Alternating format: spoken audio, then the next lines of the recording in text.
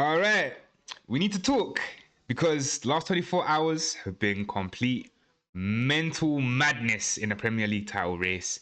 And we just saw, or not just, a couple of days ago, we just saw a VAR controversy that has half the league screaming of corruption, a ruthless statement from Pep Guardiola without even using Erling Haaland, and a manager of the season shortlist that's just dropped today. That is an absolute joke, if you ask me. I'm being so honest. There is so much to unpack. So let's get straight into this madness, man. Because last night, Manchester City, they put out a team that's, let's be real, it's not their strongest team, but they seem to be able to cruise past Crystal Palace 3-0. Antoine Semenyo and Omar Mamouche get the goals. Haaland stays on the bench. And just like that, City are only 2 points behind Arsenal yet again, with just 2 games left to play. But City fans, they're fuming right now. They're so angry, and honestly, I can understand why. Like, you can blatantly see why. Everyone is talking about Arsenal's weekend win over West Ham, the stoppage time, West Ham equaliser being ruled out by what a lot of people are calling the most high-stakes VAR review in the Premier League history. To be fair, I agree with it. Look, if you're a Manchester City fan, it feels like Arsenal are being handed the trophy, to be totally honest. If you're an Arsenal fan, it's tactical perfection, to be fair. But whether you think that the league is rigged or people are just being dramatic, one thing is, like, it's guaranteed, is that this level of pressure on the touchline is a nightmare, which brings me directly to the manager of the season award that has everybody kind of losing their mind today. The official 6-man shortlist is just dropped today, and the bias is unbelievable. I understand it.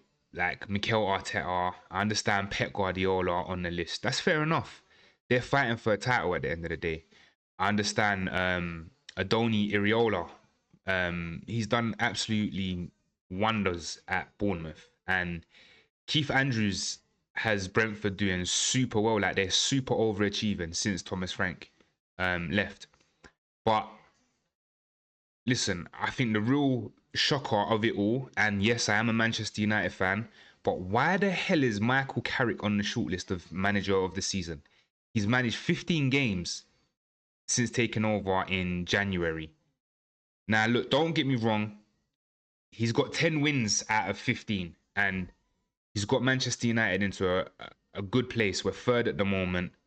And yes, we're in we got Champions League football, which is, it's good work, but should 15 games put you on a manager of the season list ahead of managers who have been grinding it out, that they've been putting in the work since August? To me, it feels like there's pure big club bias from the Premier League panel that's put this list together. When you when the margins are this tight on the pitch and the awards are this, like, controversial about, like, off of it, it just proves that the end of the 2026 season, it's just going to go down in history, and it will be spoken about for a very, very, very long time.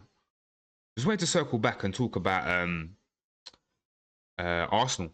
So I know there's a lot of people saying that West Ham's equaliser should have been given.